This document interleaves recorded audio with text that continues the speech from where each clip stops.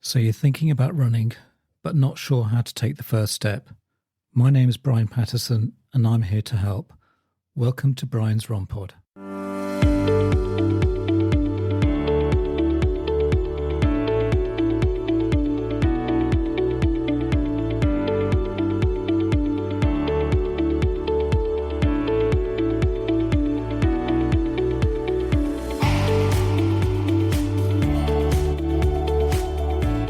Welcome back to Brian's Rompod, and it's me, Brian Patterson. Now, in the final part of my discussion with Coach Paul Piper, I started off by asking him if his clients or coachees have a predetermined marathon time, and how does he manage those expectations? Now, if you haven't listened to the first two episodes, then please do have a listen in our back catalogue. So my chat with Paul I found really inspirational, so I really do encourage you to listen to the previous episodes of our chat. So over to you, Paul. So let's say for someone who comes to you, they may not have that predetermined marathon pace. Let's say if they wanted to complete the marathon. So is that something that you may, how would you determine that? Actually, there is, in the coachees' minds, invariably there is a target time. Oh, there is. Yeah. Okay. I do find that, and the sub-3 often crops up. Oh, right. Yeah, okay. So I like to kind of temper that a little bit until I get to know the athlete and the training background, and I like to see how that first 5-6 weeks goes, because as runners we do tend to obsess over arbitrary numbers. All right. So if your actual marathon potential at the end of that block is 3 hours 4 minutes, then that's what it is, really. We can work towards getting sub-3 in the next training block. But if I think it's 3:04, then that's probably the pace we should go out at.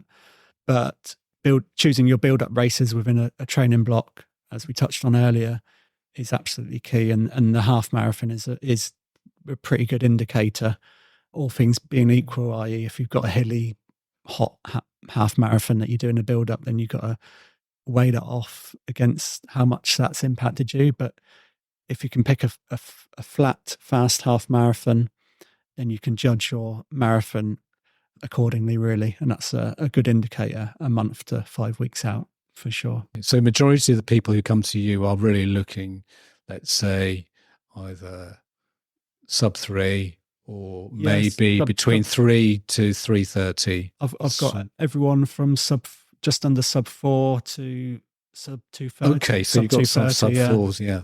And sub-2:30, yeah. Okay. So, yeah, quite a broad range. All right. Yeah. And in terms of it says here, so your recovery from the hard sessions, so it's really important in terms of doing those easy days. Absolutely, yeah.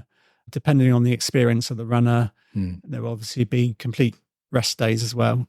Yeah. Some runners might benefit a lot from having 2 rest days a week, which is quite common, really. We can mix in sort of like recovery methods of swimming, non-impact cardio, like elliptical machine, bike sessions, which all help aerobic capacity. Yeah. But equally, I might have some runners that might have a complete running rest day every 3 weeks.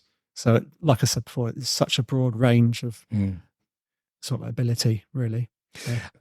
We haven't sort of tapped onto sort of like strength training or weights. Any good tips for people, for on the strength training side? Yeah, I think the core muscles are essential, really, for a good running form. And if you've got good running form and a strong running form, then you're wasting energy less, which is massive, especially in a marathon when you might be on your feet for 3 to 4 hours. Yeah. So if you can save like 1% wasted energy, that's huge.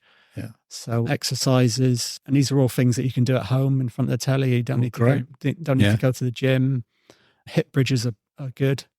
Okay. Yeah. So if you look up hip bridges on the internet, you'll see what I mean. Yeah. A link will be in the show notes. Yeah, absolutely. So good for engaging the glutes. The glutes are the strongest running muscle, and they're probably the most underutilized. Hence, we rely on our hamstrings too much. Yeah. And the hamstrings seem to get stressed a lot in runners. Yeah. So if you can engage the glutes and power your stride through the glutes, the better. And the hip bridges are very good at that. And then you've because I sit all day. Yeah, I have tight hip flexors, anything. Yeah, no, it's very common. I'm at work and I'm lucky enough to have I think they're quite common now, luckily in offices, desks that you can raise up and stand at. Yes. Yeah. So if you've got one of them at work, definitely take advantage of it and try and stand up every, 10, 15 minutes every hour or something like that. Yeah. Or at least go for a walk at lunchtime. Yeah. That kind of thing. When I got my worst injury probably was a piriformis injury, which is a glute muscle, which had seized up and it felt like a stress fracture. And essentially it's because I was doing 120, 130 miles a week. No. Wow. Yeah. I used to do crazy mileage, but now I'm doing 80 or 90 and running quicker. So that was a case of too much. Yeah. It wasn't beneficial. Yeah. So my coach actually got me to drop down and then all of a sudden I was getting quicker. So how many times a week do you run now? I pretty much run every day. Oh, right. Yeah. Okay. I might have one day off a month maximum. Okay. Yeah. So quite a lot. Yeah. But yeah, my piriformis injury was from doing that sort of mileage and then sitting at a desk. So it just seized up over about 6 or 7 weeks of training, and it all came to head. Yeah, yeah. So it's like one extreme to the other, and there's no happy. So basically, just summarize. Basically, good core. Yeah, and then, side planks are very good. Yeah, and also engage with the gluteus maximus. Yeah. Trying to get the hamstrings. Yeah. I do like a plank every night, just build it into my routine, everyday routine. So before I go to bed, I'll do 2 minutes of planks. Oh, good. And I think it's good to have something that's achievable, something that you can do and fit into your life. Yeah. Rather than having like a core routine where you have to go to the gym and it's now, and before you know it, it's like slipped out of your routine. So yeah, I always say to my athletes, 15 to 20 minutes a week times 3 is like a sweet spot, really, and that's achievable. It should be achievable, yeah. All right. Yeah. And it's all, like I said, it's all exercise. What, to do the core exercises? Core exercises, yeah. Okay. And it's stuff you can do at home as well. No equipment needed. So yeah. And the dead bug, when you lie on your back and your arms, legs in the air, and there's different variations of that. That's another good core exercise. Okay. Yeah. All right. Well, another one we'll include in the show notes. Yeah. Something did come across my mind, which was, I know a lot has recently been talked about is cadence, this kind of magic 180 to 200 rule sort of thing. What's your views on it? I've heard some people, it's kind of, some people think it's people to focus too much on it. Yeah, I must admit, I don't particularly focus on it at all, really, to be honest. Yeah. I know my cadence and it's estimated on my watch, so it's actually through movement. So I don't fully know how accurate it is, but last time I checked it was between 180 and 190. Yeah. But I generally think if you're doing proper running drills, i.e. A skips, B skips, and you're getting strides into a lot of your runs in the week, I just generally think that will fall into place, really. Your cadence will improve as you improve as a runner. So A skips are? So that's like a running drill. It's quite hard to explain, but if you watch athletics, like Diamond League, you'll see like the sprinters warm up with A skips. Oh, right. Do you know what I mean? It's where the knee comes up high and then they bring the leg down and and they land on their like forefoot and then bounce again. Yeah. It's kind of like I suppose you could call it like a plyometric type exercise. Yeah. That's all about building good, sort of like a good routine into your running and a good technique. Yeah, good technique, I suppose. Yeah. Yeah. But I certainly wouldn't advise anyone to overanalyze their cadence to that extent. No. Yeah. Because I know it's like you say on, either your watches or any of the tech that you've got, then, they use this algorithm to work out your cadence, but it's not. There's a lot. I wouldn't hang up about it. So, Yeah, I wouldn't necessarily. There's so much data on the modern watches now, and vertical oscillation is one as well. Oh, yes, that's true. Yeah. That's true. Yeah. There's that one. there's 3 or 4 others I can think of. And initially when I got my watch, I thought, oh, that'd be quite handy. But in reality, heart rate and the pace functions are the handiest things. Yes. And I think it's easy to overcomplicate running when it's actually Yeah. probably the most natural thing that we can do as a sport. That's true. Yeah. That's true. Yeah. So, I mean, I know now I know sometimes whenever I do the 10-week training plans, they can download it to your watch, and then, it's like having your own coach in your ear or something like that. Yeah. And I've always found that to be quite helpful sort of thing. Yeah. It's quite easy, especially for new runners with all the material out there on the internet and stuff. It's quite easy to get bogged down in the minutiae of detail. So you might worry about, I go for a long run, but I stop at a traffic light for 10 seconds and, does that affect my training? Well, no, it doesn't really. So, and then you tend to worry about that sort of detail, but you miss the fact that, you're not getting enough long runs in the training program. So, yeah. Oh my gosh, we've done 53 minutes. Wow. I believe it. I've been enjoying like about 20 minutes. Oh, I know. I was going to ask you about, just something popped into my head about treadmills. And some people kind of have a bit of a love-hate relationship with treadmills. What advice would you give to someone about how they can incorporate the treadmill into their training? Yeah, well, I'm quite a big fan of treadmills, actually. Oh, great. Yeah. So next time you're in David Lloyd, you'll probably see me knocking out a session there. But yeah, I do a lot of my interval trainings actually on a treadmill. One of the obvious advantages that the sort of like the forgiveness of the belt, right? The impact forces on your legs will tend to be a little bit more forgiving. So that's one obvious advantage. I like to set the pace that I'm going to hit on the treadmill, and psychologically, I just like the fact that, look, I've just got to stay on for 4 minutes. Like this is my interval pace, and this is what I'm doing, and I'm listening to a song, get through this song. Yeah. And that's how I much prefer it than doing a track run. Yeah. And the other advantage, or one of the other advantages, is you can have your nutrition there handy. Right. That's true. Your water. And I have done 25 miles on a treadmill. I don't think I could do that now. But right. No. But, like when it was icy and snow and stuff a few years ago. But yeah, having the gels right there beside you. And I suppose there's an extra heat element. You're training in generally stuffier environments, and you're sweating a bit more, so there might be a little bit more training impact there.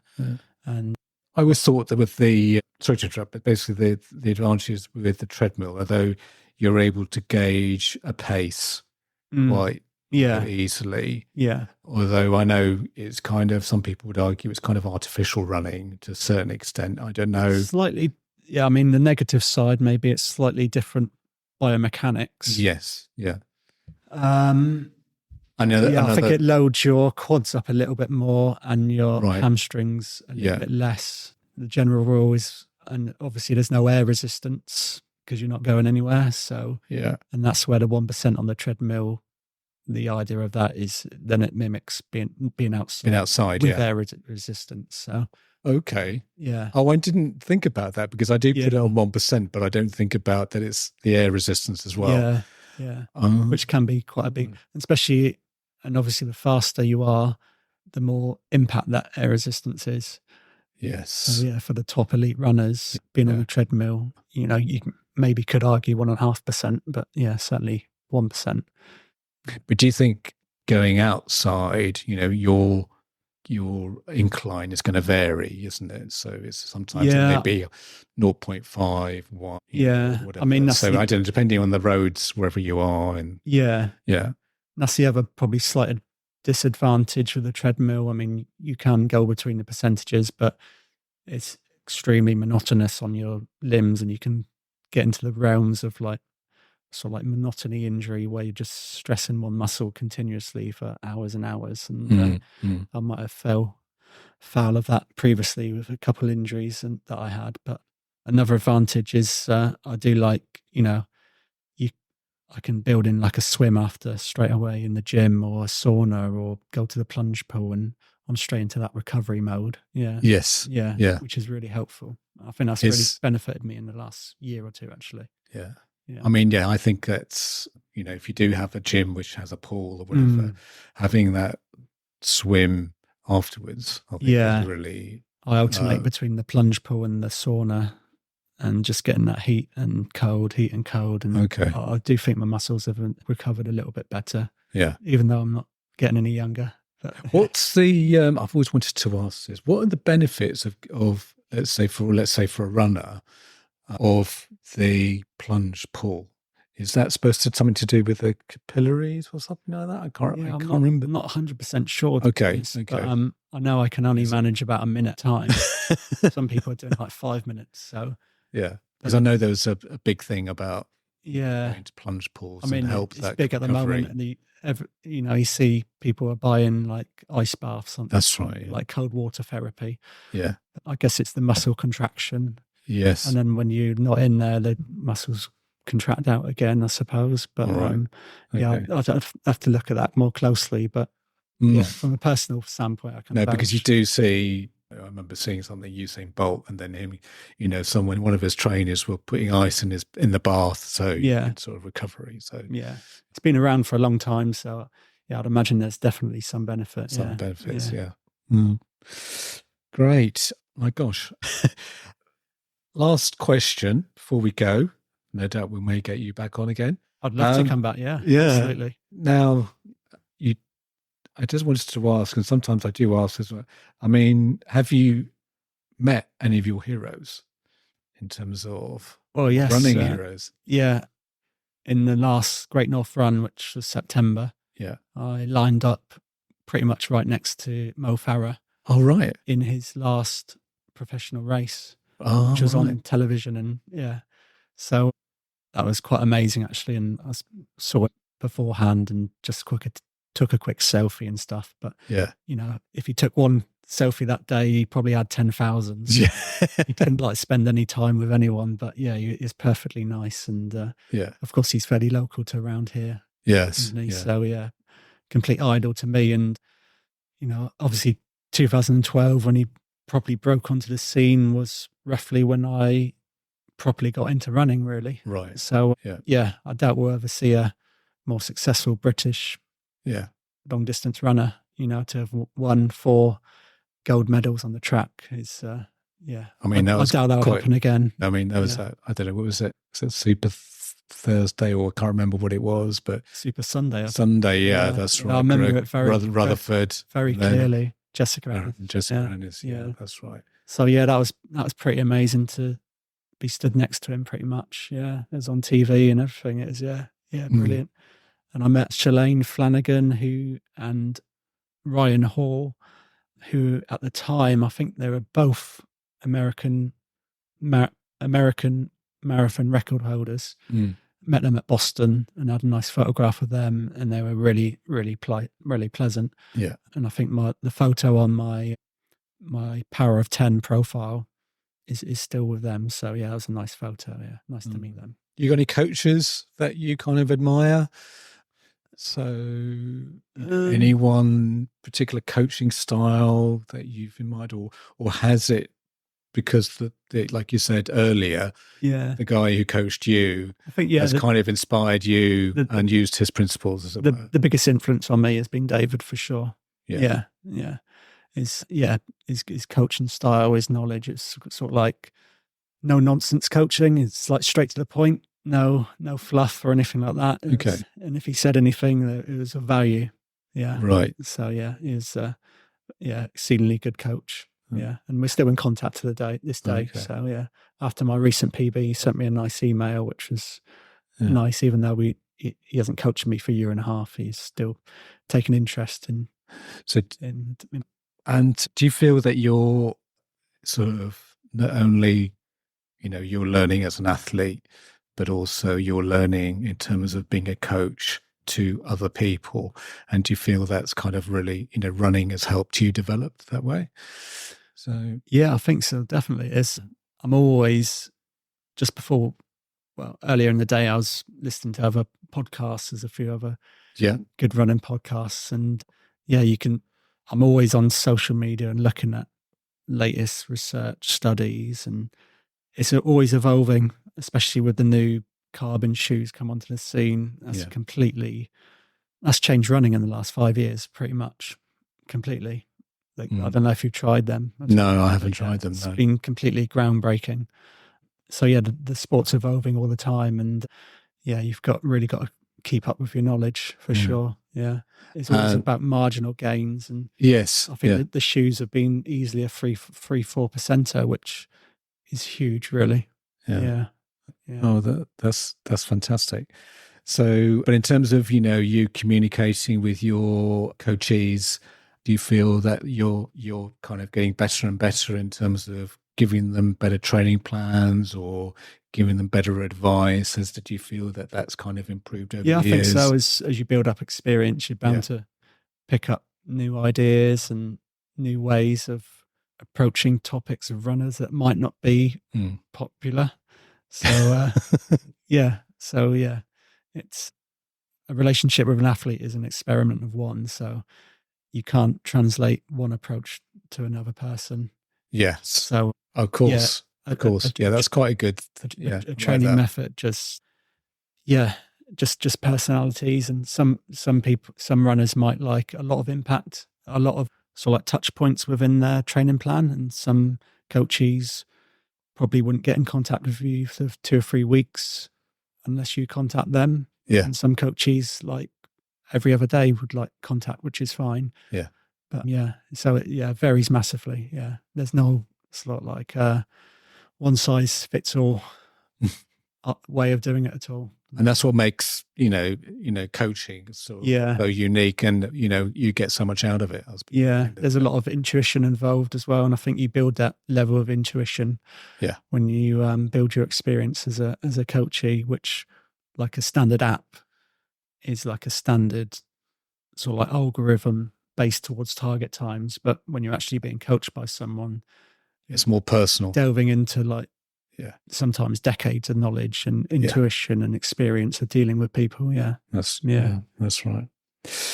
Right. Okay. Before we go, I just want to say thank you very much for coming, Paul. Absolute been fantastic pleasure. talking to you. My first podcast. Yeah. And also, where can people reach you? I know you've got a website. Yeah. So it's perfectsplitsrunning.com. Yeah. I've got the same handle on TikTok and Instagram. Yeah. On my website is my email address and phone number. Yeah. So just reach out, email me, phone me. Yeah. Look me up on Strava. So good. Okay. Well, thanks very much for coming, and everyone, thank you very much for listening. Thank you, Brian. Okay. Thank you.